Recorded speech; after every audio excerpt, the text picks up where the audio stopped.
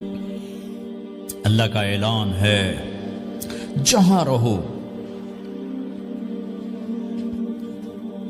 اللہ کے نبی کے طریقوں کو پکڑ کے رہو۔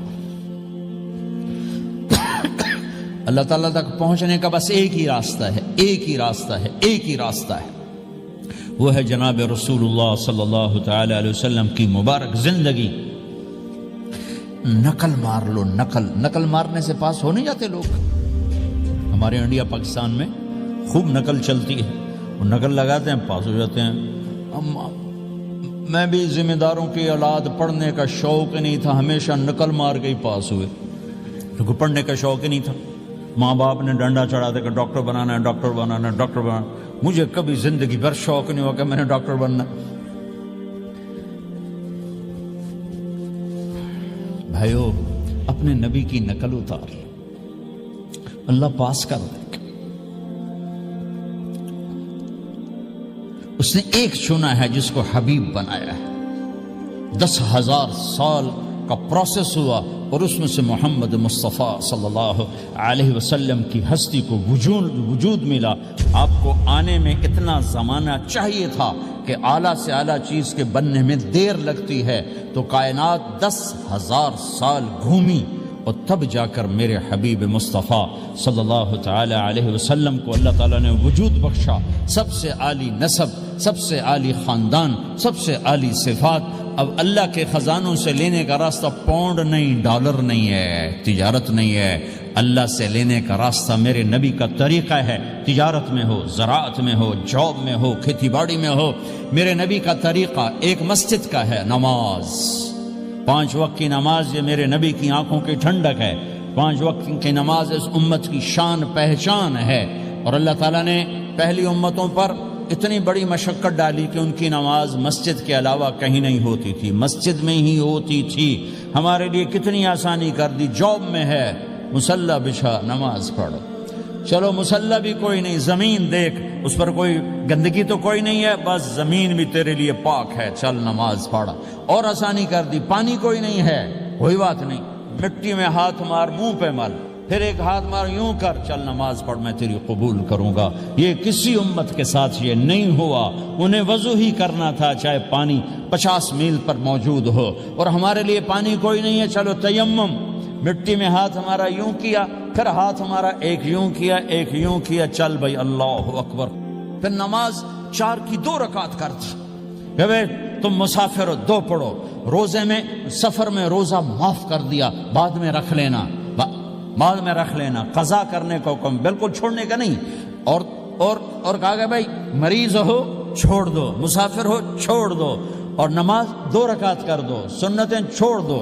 ابن عمر رضی اللہ تعالیٰ عنہ بیٹھے تھے تو انہوں نے 2 رکعت پڑھ کے بیٹھ گئے، تو ان کے خادم نے کہا سنتیں نفل نہیں پڑھو گے؟ کہا اگر پڑھنا تو 4 فرض پڑھتا میں، میرے اللہ نے معافی دے دی تو میں کیوں پڑھوں؟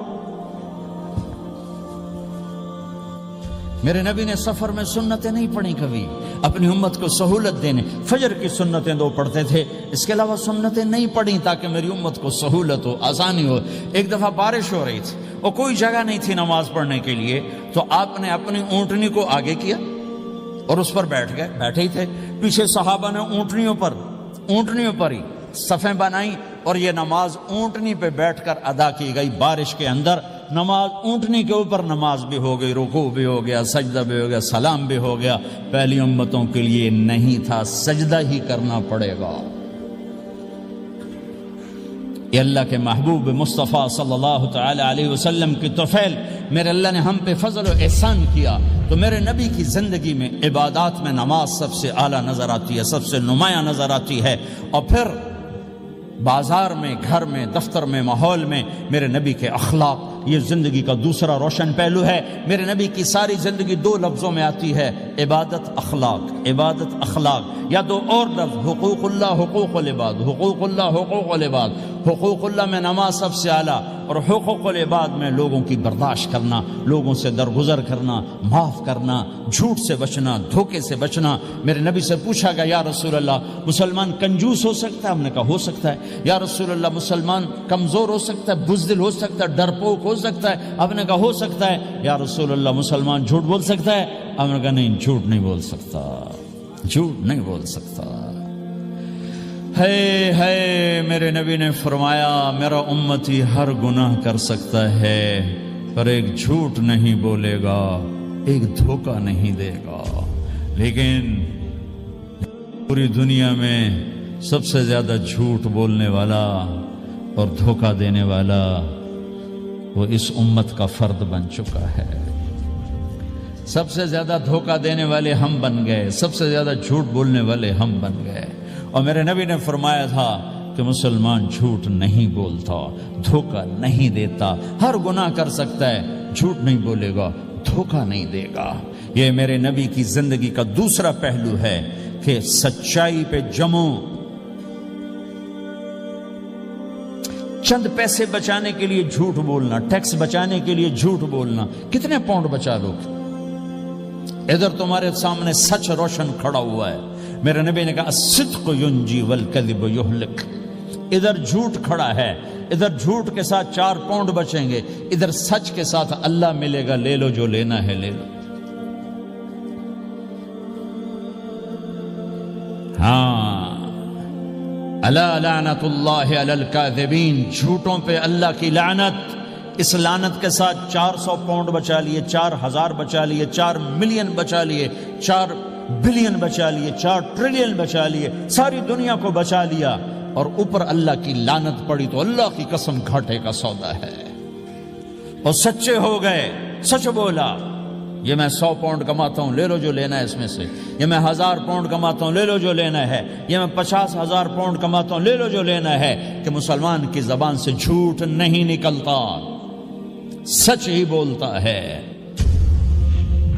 آپ تشریف لے جا رہے ہیں، ایک آواز ہے یا رسول اللہ، آپ نے یوں دیکھا کوئی نظر نہیں آیا، پھر آواز ہے یا رسول اللہ، تو آپ نے دیکھا کہ ہرنی ڈیر چھوٹی وہ کھڑی ہوئی رسی میں بندھی، تو آپ نے کہا کیا ہوا؟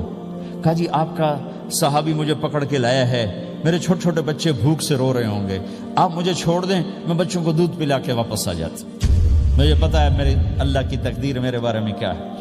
تو آپ نے کہا اگر تو واپس نہ آئی تو پھر؟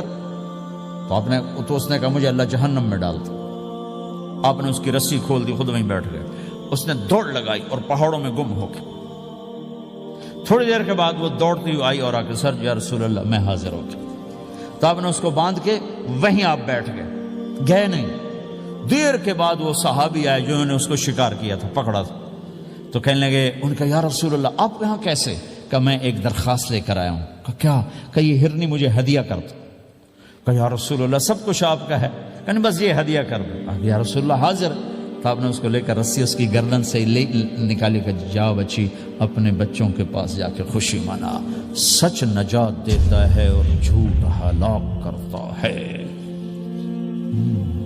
ایک ہرنی جان کی بازی کھیل گئی سچ بولنے کے لیے، تم چند پونڈوں پہ جھوٹ بولتے ہو، ایمان کو برباد کر کے رکھ دیتے ہو۔ مسلمان جھوٹ نہیں بولتا، مسلمان دھوکہ نہیں دیتا، مسلمان کی زبان سے سخت بول نہیں نکلتا، کسی کو بے عزت نہیں کرتا، کسی کو کی بے اکرامی نہیں کرتا، کسی کا دل نہیں توڑتا، کسی کو ذلیل نہیں کرتا، خود سہتا ہے، اوروں کو خوشیاں دیتا ہے، خود دکھ سہتا ہے، اوروں کو راحت دیتا ہے، خود تکلیف سہتا ہے۔ یہ میرے نبی کے اخلاق ہیں، یہ میرے نبی کی زندگی ہے، اور یہ اسلام کا سب سے بڑا چیپٹر ہے اور سب سے مشکل چیپٹر ہے۔ جب میرے نبی نے لمبی نمازیں پڑھی تو اللہ نے روک دیا کہ میرے حبیب ما انزلنا علیک القرآن لتشقى، اتنی لمبی نماز نہ پڑھ کے تو تھک جائے۔ میرے نبی نے تبلیغ میں زور دکھایا تو اللہ نے روک دیا، فَلْتَذْهَبْ نَفْسُكَ عَلَيْهِمْ حَسَرَاتٍ۔ میرے نبی اتنا غم نہ کر کے آپ خود ہی آہیں بھرتے بھرتے آپ مر جائیں۔ میرے نبی نے مال سارا خرچ کیا، اللہ نے اس سے بھی روک دیا، وَلَا تَبْسُطْهَا كُلَّ الْبَسْطِ فَتَقْعُدَ مَلُومًا مَحْسُورًا۔ اتنا خرچ نہ کریں کہ آپ خود پھر دکھی ہو کے بیٹھ جائیں۔ خرچ کرنا بہت بڑا عمل، تبلیغ سب سے سارے عملوں کا سردار عمل۔ تبلیغ سے بڑا کوئی کام ہوتا تو اللہ نبیوں کو دیتا، اگر تبلیغ سے بڑھ کر کوئی کام ہوتا تو اللہ نبیوں کو دیتا، گشت سے بڑھ کر کوئی محنت ہوتی تو اللہ نبیوں کو دیتا۔ 950 سال نوح علیہ السلام گشتی کر رہے ہیں اور اللہ کی مان لو اتنا عظیم عمل کا میرے نبی درمیانہ نماز سب سے بڑی عبادت میرے نبی درمیانہ کام لیکن جب میرے نبی نے اخلاق اچھے کیے دشمن کو معاف کرنا. لیکن ایک آدمی آپ سوئے ہوئے تھے آپ کی تلوار لٹکی تھی ایک آدمی آیا اس نے آپ کی تلوار اتاری اور یوں ہماری پسلی میں آپ اٹھ کے بیٹھ گئے. اب وہ قتل کے ارادے کے لیے آ چکا ہے اور تلوار یہاں ہے کہتا من یمنعک منی اب بول تمہیں کون بچائے گا. تو آپ نے مسکراتے ہوئے کہا اللہ. تو اس کے ہاتھ سے تلوار گر پڑی تو آپ نے اٹھا لی آپ نے یوں سیدھی کی اب تو بچا تجھے کون بچائے گا. وہ کہنے لگا مجھے تو ہی بچائے گا. وہ تو اللہ کو جانتا نہیں تھا. کہا بابا مجھے تو ہی بچائے گا. تو آپ کہتے ہیں اس کا سر اڑا دو یہ نبی کو قتل کرنے آیا ہے. میرے نبی نے فرمایا کلمہ پڑھتے ہو؟ کہا نہیں پڑھتا. کہا جاؤ معاف کیا. یہ میرے نبی کے اخلاق ہیں. 20 سال جنہوں نے قتل کے منصوبے بنائے مکہ والے. جب آپ مکہ میں فاتحانہ داخل ہوئے ابو سفیان سب سے زیادہ آپ کو دکھ پہنچانے والوں میں پیش تو آپ نے ابو سفیان کو عزت دی. جو ابو سفیان کے گھر میں داخل ہوگا اس کو کچھ نہیں کہا جائے گا. آپ تو ابو سفیان کو بلا کے سولی پہ لٹکاتے اور آپ کہہ رہے ہیں جو ابو سفیان کے گھر میں جائے گا اسے کچھ نہیں کہا جائے گا. جو بیت اللہ میں ہوگا اسے کچھ نہیں کہا جائے گا. سارا مکہ سامنے آپ یوں بیت اللہ کا دروازے پر یوں دونوں ہاتھ ایسے ٹکا کے کھڑے تھے. پھر آپ نے کہا میں کیا کروں گا اب تمہارے ساتھ. تو سہیل بن عمر نے کہا آپ کریم ہیں کریم کے بیٹے ہیں. تو آپ نے کہا جاؤ میں نے معاف کیا. یہ اخلاق آج مٹ چکے ہیں مردوں سے عورتوں سے علم والوں سے خانقاہ والوں سے تبلیغ والوں سے سب زیرو ہوئے پڑے ہیں.